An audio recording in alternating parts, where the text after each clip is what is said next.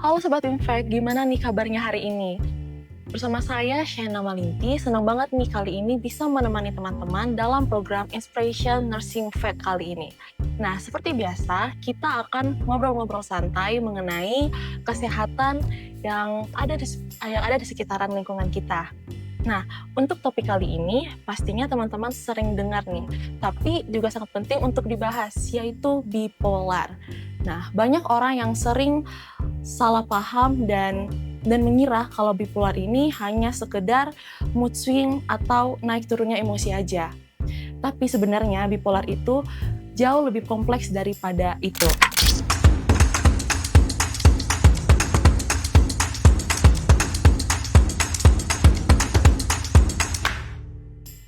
Nah, untuk membahas lebih dalamnya lagi, saat ini bersama saya sudah hadir salah satu dosen keperawatan jiwa. Boleh diperkenalkan dirinya, Sir? Selamat pagi, salam sejahtera untuk kita semua. Saya dengan Denny Riki, saya staf pengajar di Fakultas Ilmu Keperawatan. Saat ini saya mengajar lebih banyak di keperawatan jiwa. Oke, baik, Sir. Kalau gitu kita langsung mulai aja dong pertanyaannya ya. Dan saya mulai dari pertanyaan yang paling dasar, yaitu apa sih sebenarnya gangguan bipolar ini? Bipolar itu merupakan salah satu dari jenis gangguan jiwa yang muncul paling sering di masyarakat. Ini ditandai dengan perubahan mood atau suasana hati. Mungkin kalau kita sering mengalami perubahan suasana hati yang lebih, artinya lebih pendek waktunya. Tetapi dalam bipolar ini justru perubahan suasana hati ini lebih lama, lebih intens, dan bahkan mengganggu kehidupan sehari-hari. Dan inilah yang membedakan dengan perubahan mood atau suasana hati yang sering kita alami sehari-hari. Hmm, oke, menarik banget nih. Kalau jenisnya sendiri nih, Sar, apakah bipolar ini terbagi dalam beberapa tipe atau hanya satu jenis saja, Sar? Oke, jadi bipolar itu sendiri ada beberapa tipe. Ada beberapa jenis ya atau tipe. Ada tipe 1, tipe 2, kemudian ada yang siklotimia, dan ada yang bipolar tidak teridentifikasi ya, artinya tidak khas ya. Kalau untuk yang tipe pertama itu lebih banyak adalah fase maniaknya. Lebih banyak fase maniaknya dalam arti eh, maniak ini akan lebih parah dibandingkan dengan fase depresi, dan ini akan membutuhkan tindakan yang lebih lanjut, khususnya adalah pasien-pasien yang mengalami bipolar tipe 1. Mereka perlu dirawat inap lebih intens. Kemudian kemudian yang bipolar yang kedua itu biasanya tidak mengganggu kehidupan sehari-hari dibandingkan yang tipe 1. Kalau tipe 1 itu sudah harus dirawat inap, jadi otomatis kegiatan sehari-hari itu akan berhenti. Tapi untuk yang tipe 2 itu lebih ringan ya. Dia maniaknya itu lebih sedikit ya, lebih sedikit dibandingkan dengan yang tipe 1, makanya disebut dengan hipomania ya, tetapi dia lebih banyak kepada fase depresi ya, lebih banyak kepada fase depresi. Jadi kalau yang tipe 1 dia maniaknya yang lebih berat, tetapi kalau untuk yang tipe 2 ini depresinya lebih berat, tetapi masih bisa diatasi dengan mungkin berobat jalan ya, tetapi perlu pengawasan yang lebih dalam ya, artinya pengawasannya lebih ketat lagi. Yang tipe yang berikutnya adalah siklotimia. Nah, ini di sini dia perubahan suasana hatinya lebih ringan ya, tetapi bukan berarti bahwa lebih ringannya itu seperti sehari-hari. Ini malah lebih ringan tapi berlangsung dalam kurun waktu yang cukup lama ya, sekitar kurang lebih 2 tahun. Bayangkan 2 tahun dia mengalami perubahan suasana hati ya, walaupun ringan tetapi itu terus-menerus selama 2 tahun. Dan inilah yang disebut dengan tipe yang ketiga, itu yang siklotimia.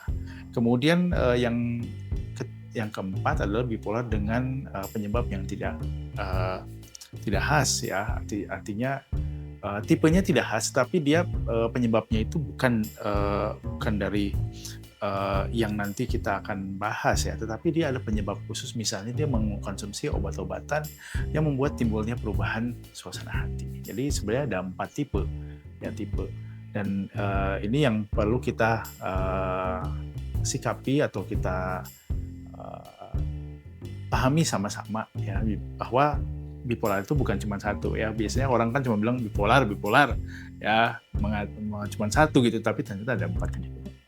Oke, baik, ternyata ada 4 tipe ya untuk bipolar ini. Nah, kalau untuk penyebabnya sendiri nih, Sar, apa aja sih yang bisa buat orang ini mengalami bipolar? Apa ada dari faktor lingkungan, faktor genetik, atau ada hal yang lainnya, Sar? Sebenarnya penyebabnya itu tidak bukan satu ya.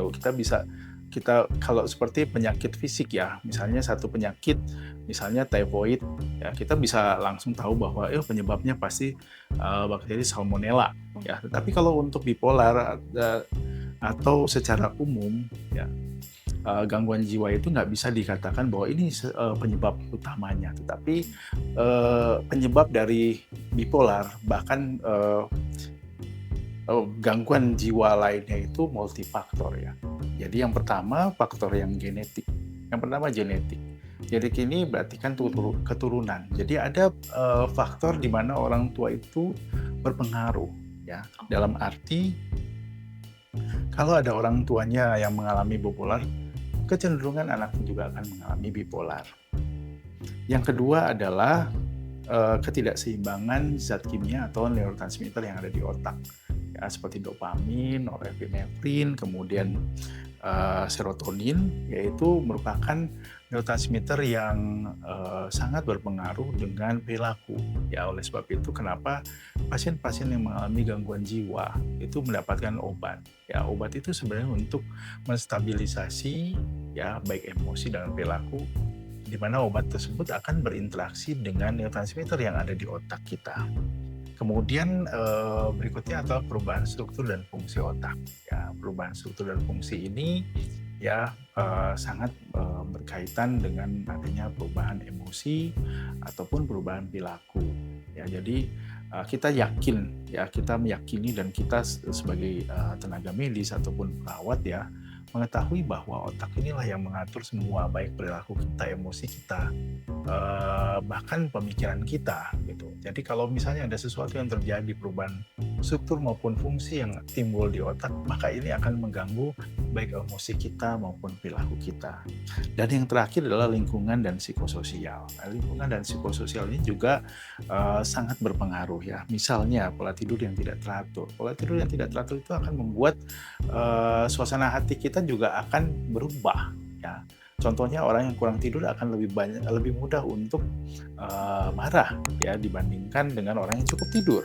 Ya, kemudian trauma yang dialami di masa lalu. Ya, pengalaman traumatis itu akan menjadi ingatan-ingatan yang akan masuk ke ingatan jangka panjang, yang itu yang bisa mencetuskan seseorang mengalami bipolar atau gangguan jiwa yang lain. Ya, kemudian penggunaan nafsa. Ya, penggunaan nafsa ini juga mempengaruhi baik struktur neurotransmitter yang ada di otak maupun struktur fungsi otak itu sendiri ya, dan juga itu berhubungan dengan emosi. Jadi kalau dibilang penyebab dari bipolar ini bukan cuma satu tapi multifaktor ya, seperti yang tadi saya katakan, ada genetik, kemudian ada lagi perubahan neurotransmitter, perubahan struktur fungsi otak, kemudian lingkungan ya dan psikososial, termasuk di sini pola asuh. Ini juga mempengaruhi timbulnya bipolar ini. Oke, kalau gitu emang penyebabnya multifaktor ya, seperti yang udah dijelaskan Mas Ro tadi. Nah, kalau untuk gejalanya sendiri kayak kayak apa sih tanda-tanda yang biasanya kelihatan sama orang yang mengalami bipolar ini? Nah, kalau bipolar ini saya sering katakan kepada mahasiswa ya, kalau bipolar B itu artinya 2 ya. Polar itu kalau misalnya polar bear berarti kan kutub ya, beruang kutub. Jadi ada 2 kutub. Dunia kita ini ada 2 kutub, utara dan selatan. ya. Utara itu di atas, selatan di bawah. Nah, pada waktu seseorang mengalami bipolar, ada fase di mana fase maniak, itulah yang disebut dengan bipolar, dia naik ke atas, ya. Kemudian ada fase dia depresi turun ke bawah, ya. Nah, pada waktu seseorang mengalami namanya bipolar, dia ada fase di mana fase maniak. Orang-orang tersebut dapat kita lihat dia lebih bersemangat nggak seperti biasanya, ya, lebih bahagia, ada euforia yang berlebihan, yang sebenarnya nggak pada keseharian itu sebenarnya nggak pernah dia tampilkan seperti itu, ya. Kemudian dia bisa juga tidur cuman sedikit, ya, karena saking euforianya, ya, saking dia bahagianya dia nggak bisa tidur. Bahkan dia juga mengambil keputusan-keputusan yang sifatnya impulsif tanpa adanya pemikiran yang lebih dalam, itu terdorong karena adanya euforia tadi, ya, euforia atau maniak yang berlebihan, sehingga dia mengambil sesuatu, bahkan keputusan-keputusan yang menantang keberanian dia yang sebenarnya nggak pernah dia alami seperti itu, ya. Tetapi pada waktu nanti dia muncul ke fase down atau fase depresi, ya, terlihat orangnya akan lebih murung, lebih sedih, kemudian merasa putus asa. Bahkan kalau orang yang depresi itu kan terlihat dia lemah, maksud saya bukan lemah dalam arti fisik, ya, tapi lebih kepada lesu, nggak ada motivasi, ya. Kemudian dia kadang-kadang kalau tidur lama, ya, atau dia mengalami insomnia, susah tidur. Dan biasanya orang-orang yang mengalami depresi, fase depresi ini, orang-orangnya akan putus asa dan cenderung untuk punya ide untuk bunuh diri. Jadi ada fase di mana kalau ingat aja bipolar itu dia atas dan ke bawah, ya. Waktu di atas dia bisa menantang sesuatu yang mengancam jiwa dia, tapi pada waktu dia depresi, ya, dia bisa putus asa dan mengatakan lebih baik saya mati, ya, saya lebih baik mengakhiri hidup saya, gitu. Nah, itu yang bisa kita lihat tanda gejala orang-orang yang mengalami bipolar ini. Oke, Sar. Kalau begitu, kalau tanda-tanda yang tadi saya sebutkan itu sudah muncul tuh, itu apa dampaknya ya bagi penderita ini dalam kehidupannya sehari-hari? Oke, ya, sebelum ke situ saya ada yang terlewat, saya ingin kasih tahu juga bahwa ada juga fase di mana itu bercampur. Dalam satu waktu dia euforia yang berlebihan, tapi kemudian dalam waktu yang bersamaan dia mengalami putus asa yang sangat dalam, gitu.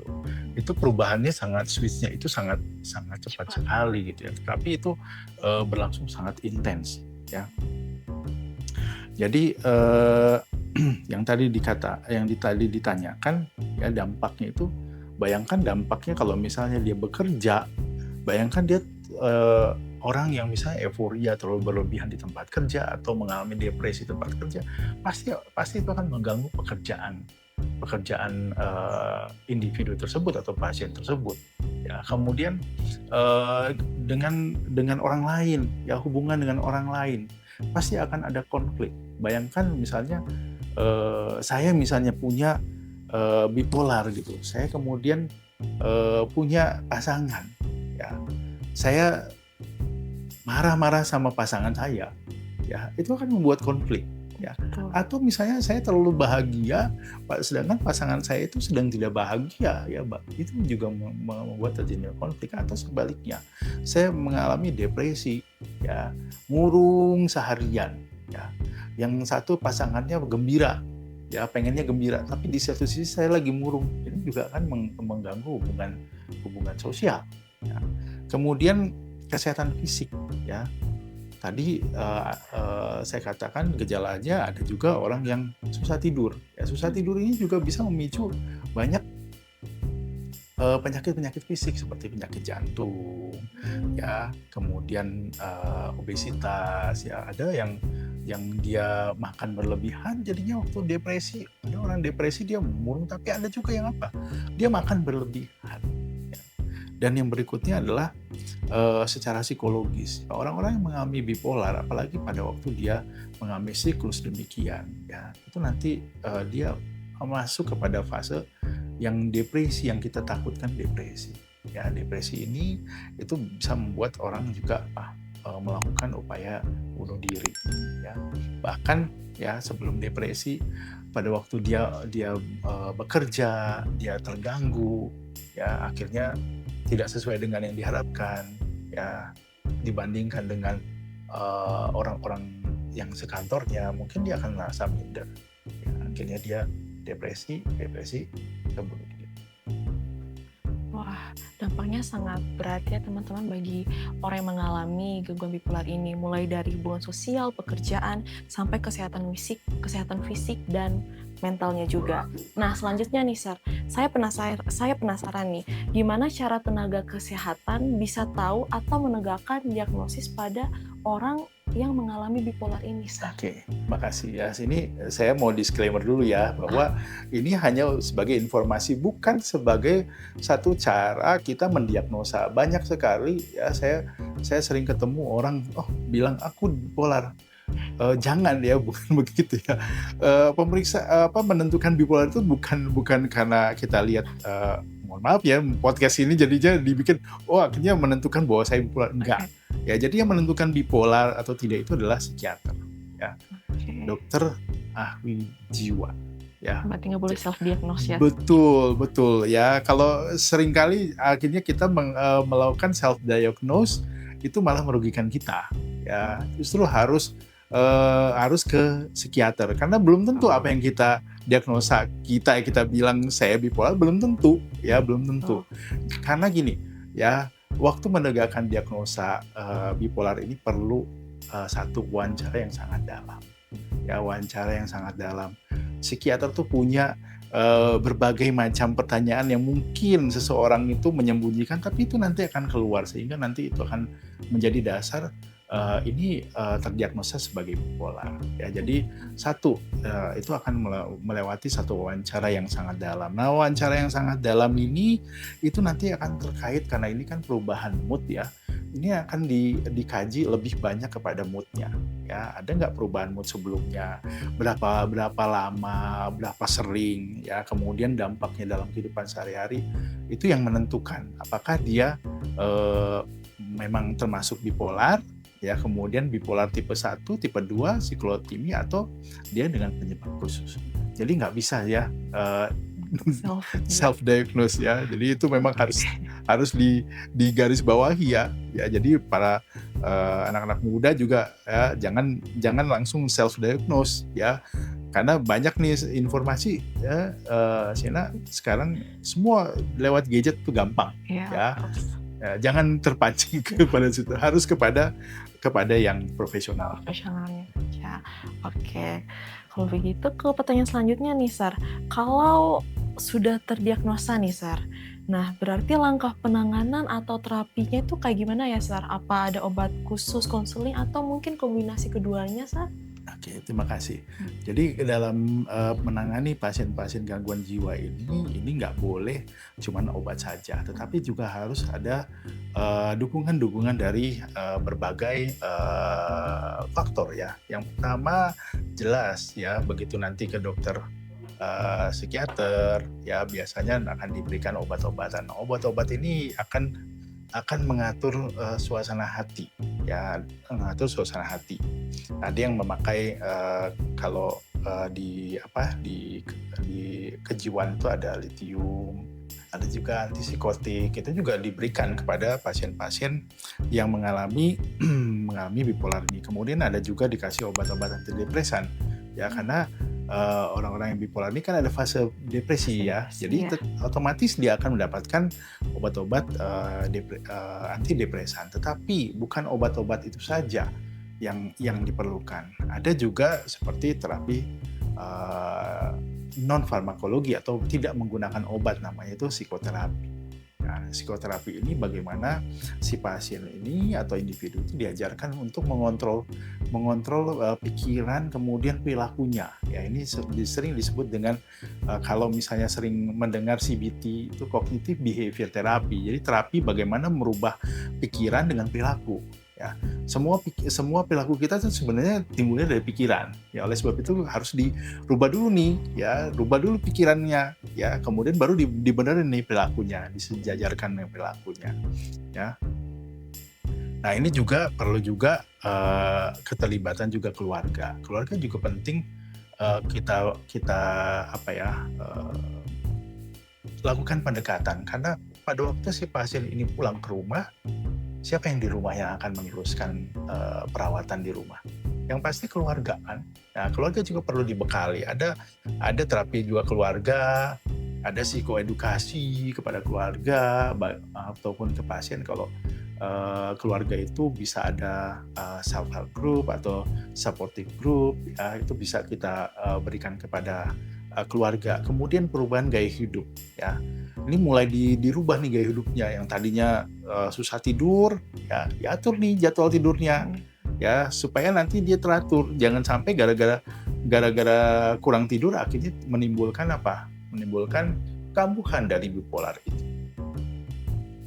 Kemudian menghindari alkohol atau nafsa ya biasanya orang-orang yang depresi ya pelariannya menggunakan nafsa alkohol. Nah, ini juga penting untuk dilakukan ya dilakukan menghindari. Kemudian menghindari stres yang mencetuskan. Nah ini manajemen stres atau mengatasi stres ini juga penting ya banyak orang juga begitu stres nggak tahu gimana lagi yang mau dibuat akhirnya ya jadi seperti itu gitu.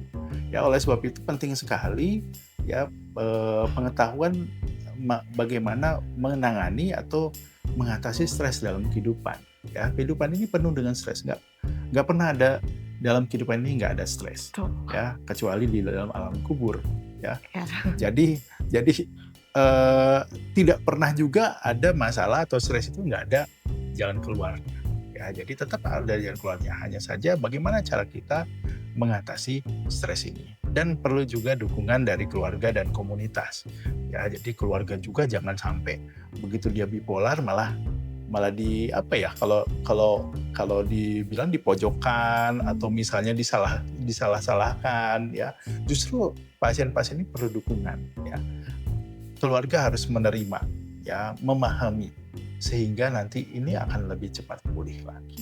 Oke. Kalau gitu kita masuk ke dalam bagian yang menarik nih, Sar. Nah, di masyarakat itu biasanya banyak mitos yang beredar mengenai bipolar ini.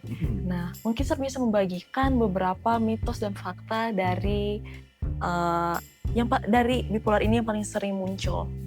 Kalau menurut Sena, ada nggak mitos yang pernah Sena dengar tentang bipolar? Bipolar itu kebanyakannya biasanya emang self-diagnosis, Sar. Seperti saya mood swing seperti itu. Apa jangan saya bipolar gitu. Misalnya paling suka dibilang sama temennya, kamu bipolar kali. Oh gitu ya. Nah itulah salahnya ya self-diagnose ya. Jadi yang tadi bilang udah perubahan mood swing, udah langsung bipolar enggak. Ya jadi bipolar itu dia perubahannya sangat ekstrim ya. Bayangkan antara kutub utara dengan kutub selatan kan jauh banget gitu kan. Ya itu perubahannya itu sangat ekstrim dan sangat bisa kelihatan jelas gitu. Dan itu bukan berlangsung sebentar. Itu berlangsung lama. Ya, lama dan dampaknya kepada kehidupan. Ya kalau misalnya kita lagi seneng tiba-tiba dapat berita diputusin pacar langsung kita sedih. Tapi apakah itu kita jadi nggak mau makan, nggak mau apa gitu kan? Enggak kan ya. Tapi kalau yang bipolar ini dia akan mempunyai dampak yang besar dalam kehidupannya. Itu mitos yang beredar ya. Kenyataannya tidak seperti itu. Yang kedua bahwa katanya bipolar itu nggak bisa hidup normal. No, ya enggak. Dengan pengobatan yang tepat, kemudian dukungan yang memadai, ya itu bisa mereka hidup seperti kita, ya bisa berkarya. Oh, jadi bipolar ini sebenarnya bisa sembuh ya, Sar? Sebenarnya bukan bisa sembuh, tetapi bisa dikontrol. Bisa dikontrol, ya. Berarti bisa kambuh lagi? Betul. Sama seperti kita kena flu kan, bisa sembuh. Bisa sembuh, tapi bisa kena lagi nggak? Iya, bisa kena lagi. Oleh sebab itu kita perlu kontrol kan. Apa yang menyebabkan kita flu ya kita kontrol kan. Misalnya ya, jangan makan yang manis-manis terlalu banyak, nanti radang. Nah sama seperti ini, begitu udah kena, ya bisa kamu bisa gitu. Nah oleh sebab itu ya harus apa? Dengan pengobatan yang teratur, ya. Jadi mereka bisa hidup secara normal, berkarya sama seperti kita. Kemudian ada yang mengatakan kalau udah minum obat-obat bipolar ya, secara khusus atau obat-obat gangguan jiwa secara umum, ya itu bikin kecanduan, enggak, ya. Jadi jangan berpikir seperti itu, ya. Obat-obat yang diberikan itu hanya untuk mengontrol, ya, bukan membuat orang-orang mengalami kecanduan. Ketergantungan. Ya, kemudian ada yang mengatakan bahwa bipolar itu hanya kena pada orang-orang yang sudah dewasa. Enggak, semua semua semua rentang usia itu bisa kena, ya. Dari remaja bahkan usia anak-anak juga ada yang mengalami bipolar, ya. Oke. Jadi nggak khusus gitu ya. Semua ya. Yang saya pelajari bahwa gangguan jiwa ini bisa kena ke siapapun. Ya, dia nggak pandang bulu. Mau di sini aja enggak. Ya, dia di setiap usia juga ada. Oke, kalau gitu masuk ke dalam pertanyaan selanjutnya. Sebenarnya di sini saya sudah menjelaskan tadi Sir. Tapi saya mau bertanya, mungkin Sir bisa lebih jelaskan lebih mendetail lagi.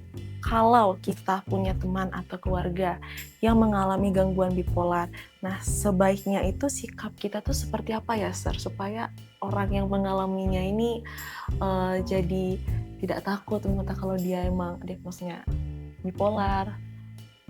Ya, oke. Jadi kita sebagai teman, ya kita jangan juga kita langsung mengumbar-umbar, ini dia bipolar, enggak. Justru kita harus support dia, karena ingat bahwa bipolar ini bisa hidup normal seperti biasa, bisa berkarya, ya. Ya saya ada satu statement yang selalu saya katakan kepada mahasiswa atau mahasiswa di kelas, ya. Bila itu adalah saya sendiri. Kalau saya sebagai seorang yang bipolar, mau nggak saya dikata-katain?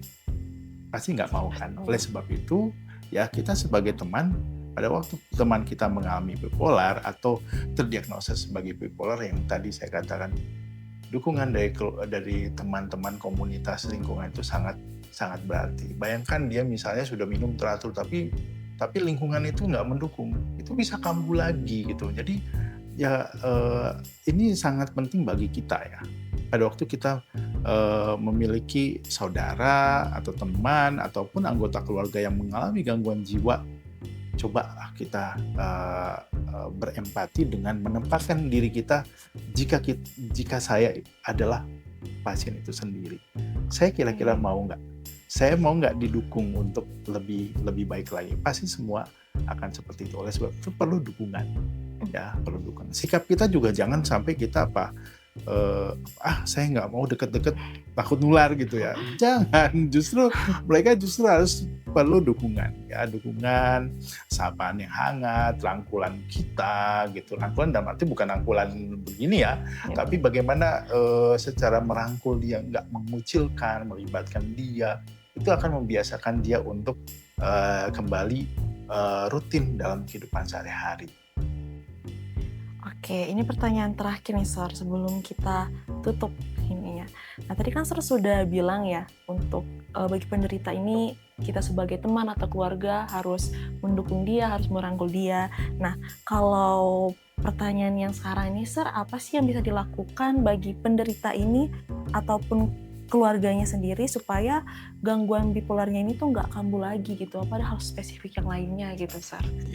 Ya, kalau saya berangkat dari tenaga medis ya, tenaga kesehatan ya, khususnya kesehatan jiwa, selalu pesan kepada pasiennya, harus minum obat yang teratur.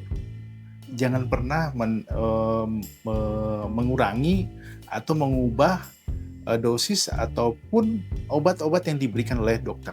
Ya, jadi seringkali yang terjadi adalah pasien ataupun keluarga ini mengubah obat yang diberikan oleh dokter gitu.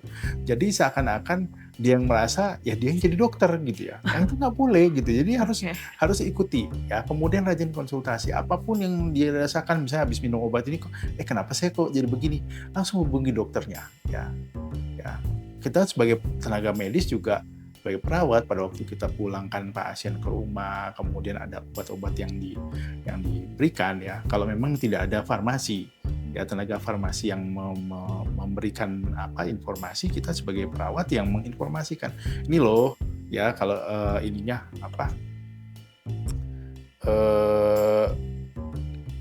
misalnya dampaknya secara misalnya efek sampingnya ini. Nah, seperti itu. Nah, ini kita juga sebagai perawat juga harus menyampaikan ya, hal seperti itu. Sehingga si pasien juga rasa, oh iya ya, karena saya minum obat ini jadi rasa gini. Nah, itu kan udah terinformasi dia. Jadi nggak sampai dia mikir yang aneh-aneh. Wah, saya diracun, saya apa? Nah, seperti itu. Kemudian yang berikutnya adalah manajemen stres yang baik.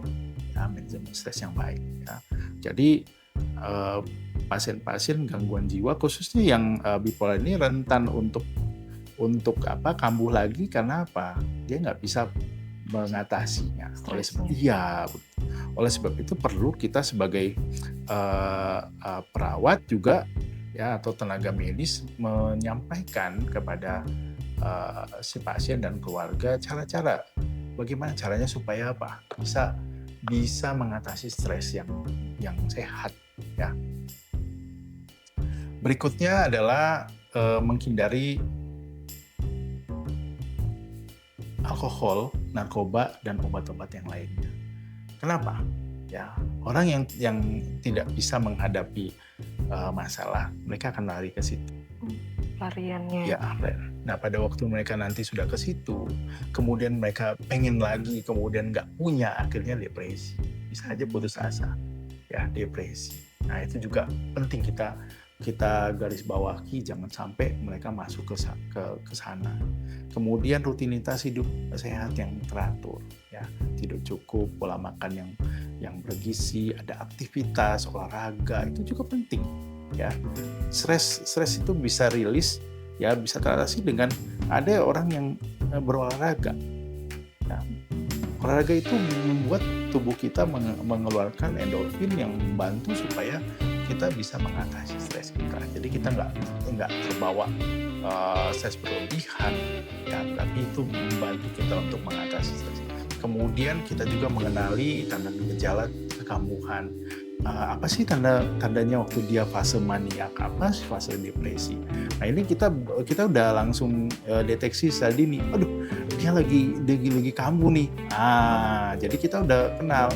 Entah kita langsung bawa ke dokter, psikiater untuk berobat, atau kita juga sambil kita bawa kita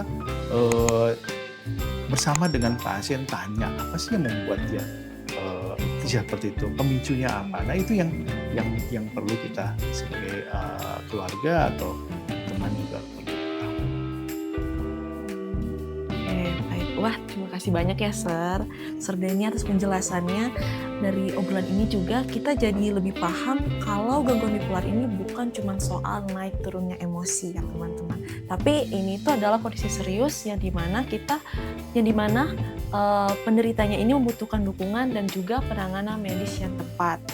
Nah, dan yang paling penting juga jangan pernah malu untuk mencari pertolongan karena dengan pengobatan yang tepat, support keluarga dan gaya hidup yang sehat, penderita bipolar ini tetap bisa hidup produktif dan bahagia. Dan terima kasih juga buat Sobat Infect yang sudah dengerin sampai akhir. Dan jangan lupa stay tune untuk di episode selanjutnya. Infect, Real Talk, Real Health.